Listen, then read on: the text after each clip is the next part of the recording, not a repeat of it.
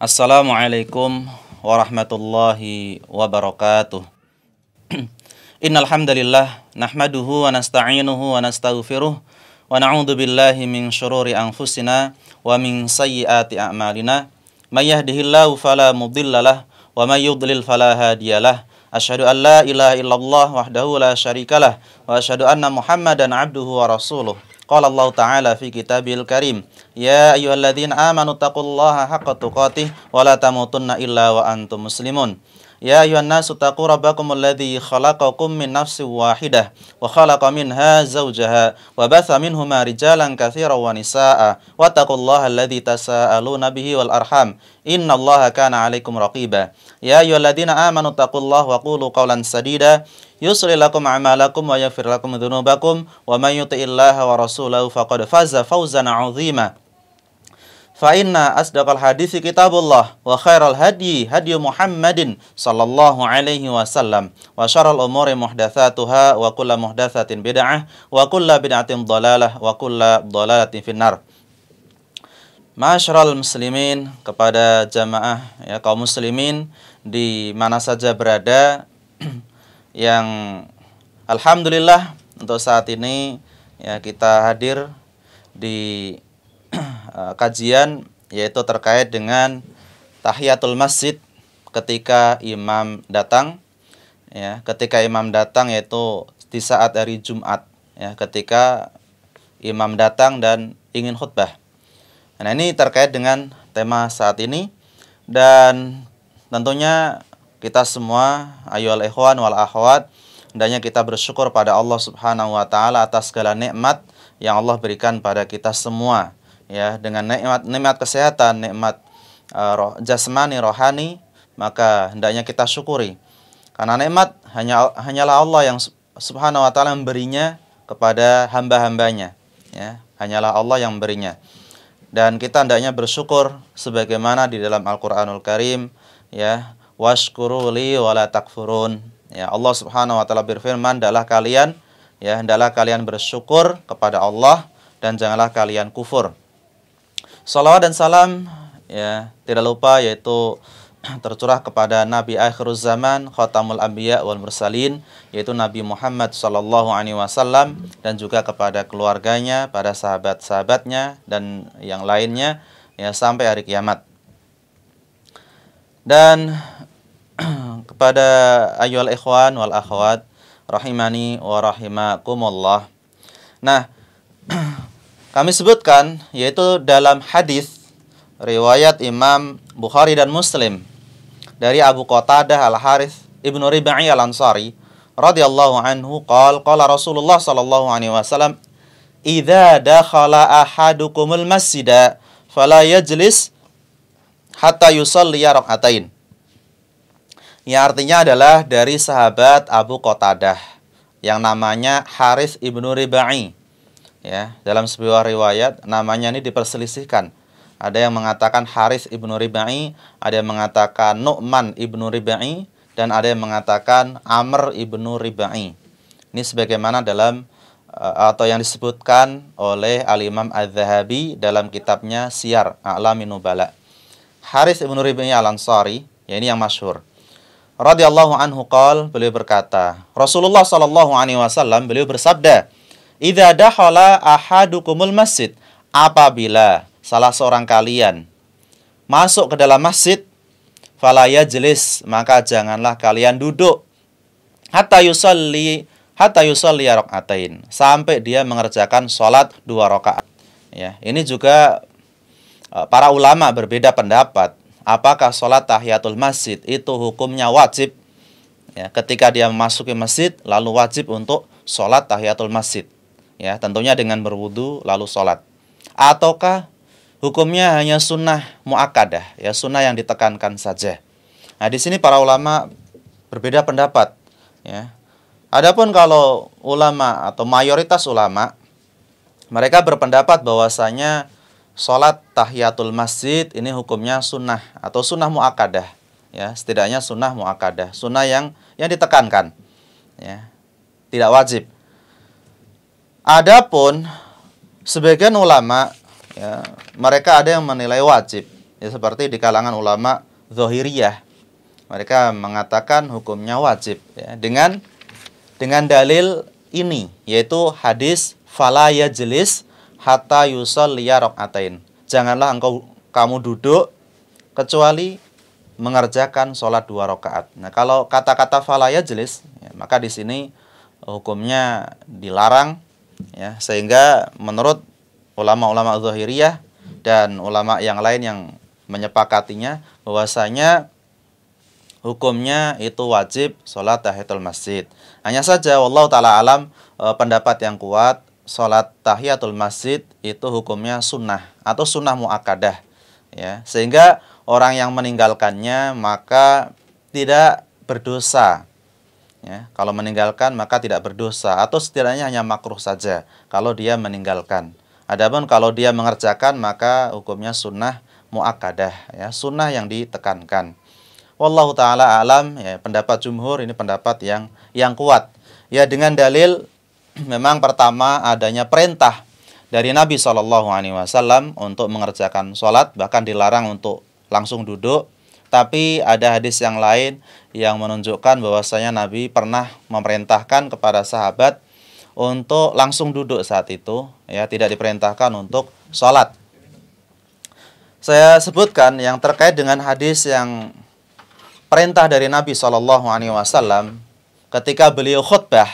Nah, ini saat beliau khutbah, lalu ada seorang sahabat yang bernama Sulaik Al-Ghatafani radhiyallahu anhu.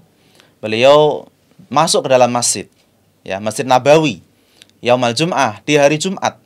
Wan Nabi SAW yahtub fa jalasa ya. Dan Nabi SAW saat itu khutbah Jumat. Lalu sahabat ini yang datang terlambat, dia datang terlambat, datangnya saat khutbah. Dia datang langsung duduk. Ya, maka fa amarahu Nabi SAW ya ayyakum. Nabi SAW beliau merintahkan kepada Sulaik Al-Ghatafani untuk berdiri lagi. Ya, tidak duduk langsung ya, untuk berdiri. Kemudian falyarka rakaatain, dan hendaknya mengerjakan sholat tahiyatul masjid 2 rakaat. Nah, memang zahirnya hadis ini yaitu hadis riwayat Imam Muslim dan riwayat yang lain ya, hadis yang sahih ya. Zahirnya Nabi SAW merintahkan sahabat ini padahal sudah duduk ya, itu diperintahkan untuk berdiri lagi ya, untuk mengerjakan sholat 2 rakaat yaitu tahiyatul masjid. Memang zahirnya ya sepertinya wajib gitu ya, wajib untuk sholat tahiyatul masjid. Namun ternyata hadis ini ya satu sisi memang ada perintah dari Nabi, tapi di sisi lain ternyata ada sahabat Nabi yang lain itu pernah masuk ke dalam masjid dan dia melangkah-langkahi pundak jamaah. Ketika sudah sampai di depan, ternyata Nabi SAW tidak merintahkan untuk sholat, bahkan merintahkan untuk duduk. Nah, itu menunjukkan bahwasanya perintah tersebut ya anjuran atau tidak wajib gitu ya, tidak wajib sholat tahiyatul masjid. Yaitu dalilnya riwayat Imam Abu Dawud dalam sunannya dari sahabat Abdullah ibnu Busr radhiyallahu anhu. Disebutkan ja'a rajulun yatakhatta riqaban nas. Datanglah laki-laki dari kalangan sahabat Nabi. Ini ke Masjid Nabawi. Ya, Nabi saat itu lagi khutbah. Ini di sisi lain atau di saat kondisi lain. Ya, yatakhatta riqaban nas. Ternyata laki-laki ini dia datang ke masjid ya.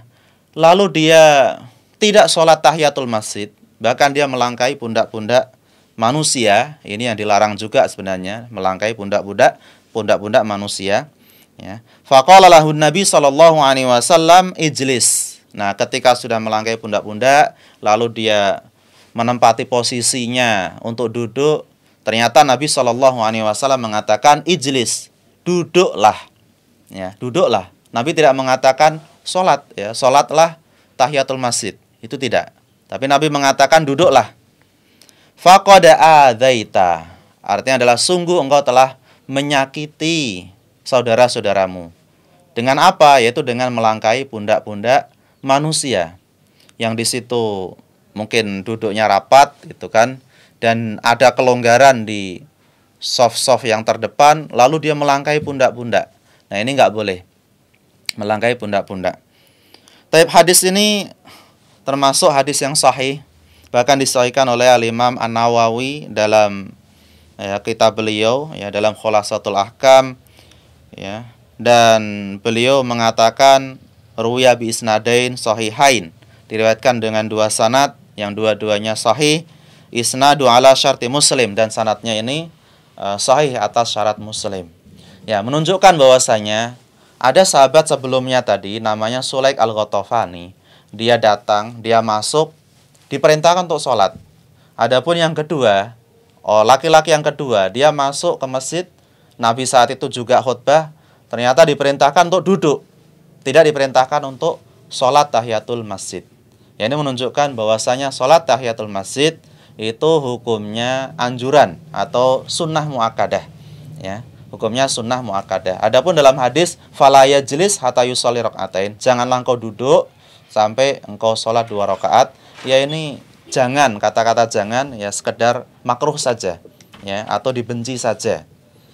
Sehingga tidak membuat dia berdosa, tidak. Hanya saja hukumnya makruh. Wallahu taala alam. Dan terus terkait dengan sholat tahiyatul masjid, yang kita katakan atau pendapat yang kuat adalah sunnah muakkadah. Nah, terus bagaimana sholat tahiyatul masjid ini? Apakah boleh dikerjakan di waktu-waktu terlarang? Sedangkan di sana ada dalil yang melarang sholat sunnah di waktu-waktu seperti habis subuh sampai terbit matahari, kemudian habis asar sampai terbenam, atau di pertengahan hari sebelum zuhur. Nah, itu kan ada larangan-larangan sholat sunnah. Nah, apakah ini mencakup dengan sholat tahiyatul masjid ataukah tidak? Maka di sini para ulama berbeda pendapat. Ada 2 pendapat. Yang pendapat pertama, ada yang mengatakan bahwasanya ini mutlak, semua sholat sunnah tidak boleh. Entah itu tahiyatul masjid, entah itu sholat sunnah gerhana, atau sholat sunnah yang lain, itu tidak boleh semuanya. Ini pendapat yang pertama, dia di kalangan ulama-ulama Hanafiyah. Nah, kemudian pendapat jumhur ulama, mayoritas ulama, wallahu taala alam, dan pendapat yang kuat itu pendapat jumhur atau pendapat yang kedua, yaitu pendapat yang mengatakan bahwasanya yang dilarang sholat di waktu-waktu terlarang itu untuk sholat-sholat yang tidak memiliki sebab. Sholat yang tidak memiliki sebab. Contoh seperti sholat duha. Sholat duha tidak boleh dikerjakan setelah subuh langsung. Harus dikerjakan di waktu duha. Begitu pula sholat duha juga nggak boleh dikerjakan sebelum zuhur. Beberapa menit sebelum zuhur. Karena saat itu matahari di atas kepala. Begitu pula masalah sholat malam. Ini kan tidak ada sebab. Sholat malam tidak bisa dikerjakan di waktu terlarang. Bahkan dikerjakan di siang hari juga tidak boleh, karena namanya sholat malam atau qiyamul lail. Ini untuk sholat yang tidak ada sebabnya. Adapun ada sholat yang terkait dengan sebab, bukan karena waktu. Kalau tadi kaitannya waktu, ada waktu duha, waktu malam. Nah, ada sholat yang terkait dengan sebab. Contoh seperti tahiyatul masjid, ini kan karena sebab. Dengan sebab dia masuk ke masjid, maka sholat sunnah. Dengan sebab dia tawaf, maka ada sholat sunnah tawaf. Setelah sholat. Atau dengan sebab adanya gerhana, maka dia sholat gerhana. Meskipun dia mengerjakannya setelah asar. Misalkan kalau terjadi gerhana di waktu asar, habis asar, maka tidak masalah karena ini ada sebabnya. Dan kita lihat dalam hadis tadi, bahkan kita ketika di hari Jumat, kita mengerjakan sholat tahiyatul masjid itu sebelum khutbah Jumat. Dan kita tahu kapan khutbah Jumat. Secara umum khutbah Jumat itu kan di awal zuhur. Khutbah Jumat di awal zuhur. Nah, berarti sebelum khutbah Jumat, itu orang-orang mengerjakan sholat tahiyatul masjid, itu kan di waktu terlarang. Kenapa? Karena matahari masih di atas di atas kepala sebelum zuhur ya. Karena khutbah itu waktu zuhur. Nah, ini rata-rata orang sholat tahiyatul masjid saat itu. Padahal matahari di atas kepala saat itu. Ini ternyata tidak dilarang oleh para ulama ya terkait dengan sholat tahiyatul masjid untuk orang yang menghadiri Jumat.